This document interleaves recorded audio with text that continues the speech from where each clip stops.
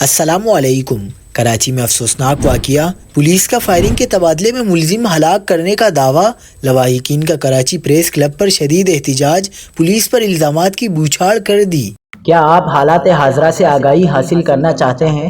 خبر کے پیچھے چھپے اصل حقائق جاننا چاہتے ہیں تو ابھی سبسکرائب کیجئے جلوہ پاکستان کو اور ساتھ ہی گھنٹی کے نشان پر کلک کر دیں۔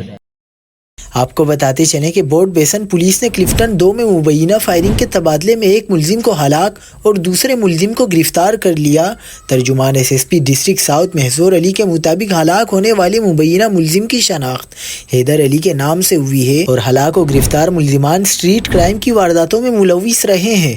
گرفتار و ہلاک ملزمان کا تعلق بدنام زمانہ رکشہ گینگ سے بتایا جا رہا ہے۔ دوسری جانب مبینہ ملزم علی حیدر کی ہلاکت کی اطلاع پر اس کے گھر والے درجنوں مرد و خواتین کے ہمراہ کراچی پریس کلب پہنچ گئے اور احتجاج شروع کیا۔ مظاہرین نے پولیس پر الزام عائد کیا کہ گلشن معمار کا رہائشی 20 سالہ علی حیدر تفریح کے لیے سی ویو گیا تھا، لیکن پولیس نے رکشہ نہ روکنے پر فائرنگ کر کے قتل کر دیا ہے۔